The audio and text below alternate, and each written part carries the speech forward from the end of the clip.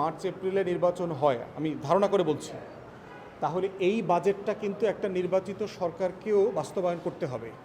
কিন্তু আমরা দেখলাম যে অন্তর্বর্তীকালীন সরকার বাজেট প্রণয়নে রাজনৈতিক দলগুলোর সাথে বসার প্রয়োজন মনে করে নাই। এখন দেখেন, অনেক গুরুত্বপূর্ণ বিষয় কিন্তু অন্তর্বর্তীকালীন সরকার টাইম টু টাইম পলিটিক্যাল পার্টিকে ডাকে। যেমন ধরেন 15ই আগস্ট ছুটি থাকবে কিনা, পূজার ছুটি বাড়ানো হবে কিনা, তারপরে ভারতের কনসুলারে বাংলাদেশে যে অ্যাম্বাসিতে অ্যাটাক করা হয়েছে আমরা কি করব, এইসব বিষয়ে কিন্তু আমাদের মতামত নেওয়া হচ্ছে।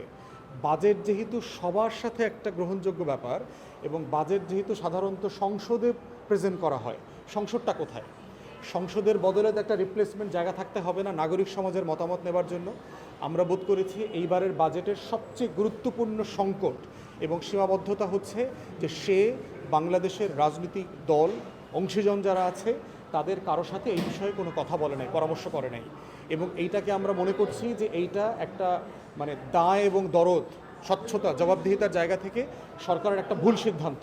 এবং সেই জায়গায় আমরা মনে করছি এখনও সময় আছে, মাত্র বাজেট ঘোষণা হয়েছে, এটা মাসের শেষে পাশ হবে। এখনও পলিটিক্যাল পার্টি এবং অংশীজনের সাথে সিরিয়াসলি বসা দরকার, বসে কোথায় কোথায় কারেকশন করা দরকার, এই কারেকশনগুলো যেহেতু পলিটিক্যাল পার্টিকে বাস্তবায়ন করতে হবে তাদেরকে এখানে ইনভলভ করা জরুরি। তা না হলে তারা এই বাজেটকে ওন করবে না, বাজেট বাস্তবায়নে তখন যথেষ্ট ভুলভ্রান্তি এবং স্বচ্ছতার ঘাটতি তৈরি হবে। দ্বিতীয় হচ্ছে, বাংলাদেশে বাজেট নিয়ে যেটা হচ্ছে যে ঋণ করে ঘি খাওয়ার একটা বাস্তবতা আছে, যে আমার সামর্থ্য হচ্ছে 30 টাকা, কিন্তু আমি 100 টাকার বাজার করতেছি প্রতিদিন ধার করে। এইভাবে ধার করে আসলে আমি কয়দিন চলব? হ্যাঁ, সারা দুনিয়াতেই ঘাটতি বাজেট দেওয়া হয়।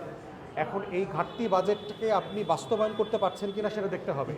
আমার আমলাতন্ত্র, আমার যে রাষ্ট্রের যে মেকানিজম আছে, তারা কিন্তু এই বাজেট বাস্তবায়ন করতে পারছে না। প্রতি বছর যখন আমরা সংকলিত এবং সম্পূরক বাজেটটা দেখি তখন দেখতে পাচ্ছি বিভিন্ন মন্ত্রণালয়ে 10%, 30%, 40% বাজেট বাস্তবায়ন করতে পারে। আজকে একটা প্রজ্ঞাপন দেখলাম সরকারের একটা মন্ত্রণালয়ের, 1 কোটি টাকা তার তহবিলে আছে, 10 দিনের ভিতরে খরচ করতে হবে। তো 10 দিনের ভিতরে 1 কোটি টাকা খরচ করতে কেন হবে? কারণ মাস শেষ, টাকাটা ফেরত চলে যাবে। এখন টাকাটা যেন ফেরত না যায়, এগুলো হচ্ছে লুটপাট প্রকল্প। তো প্রতি বছর আমরা দেখি বাজেট শেষ হওয়ার ঠিক আগে আগে এই মে জুন মাসে শত শত হাজার হাজার কোটি টাকা শুধুমাত্র গচ্ছা দেওয়া হয়, বালিতে ফেলা হয়। আমরা গতকালকে দেখলাম আপনার চাঁদপুরে আমাদের কলিগ, সে দেখাইলো যে একটা রাস্তা করা হইতেছে, গাছটা যে কাটছে গাছের গোড়াটা পর্যন্ত উঠানো হয়নি, গাছের গোড়াটা না উঠায় ওটার উপরেই ইট এবং পিচ ঢালা হচ্ছে। তো এই রাস্তা তো বৃষ্টির ভিতরে 2-3 দিনের ভিতরে ঢেলে পড়ে যাবে। এইগুলো হচ্ছে বাজেট বাস্তবায়িত না হওয়ার লুটপাটের সমস্যা।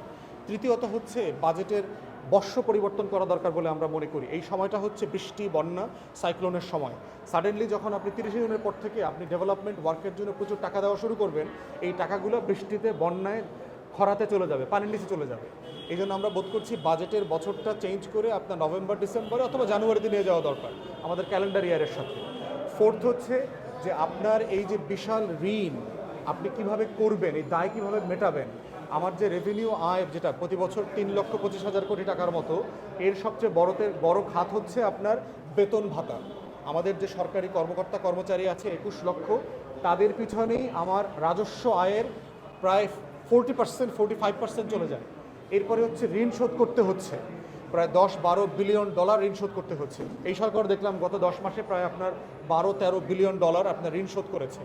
তাহলে প্রশ্ন হচ্ছে যে আমাকে ঋণের ভারসাম্য করতে হবে। আপনি ঘাটতি বাজেট দেন, ঋণের ভারসাম্য করতে হবে, খরচ কমাইতে হবে, অস্টারিটি দরকার, যে আমি কোথায় খরচ কমাবো এবং অপ্রয়োজনীয় প্রকল্প থেকে সরে আসা।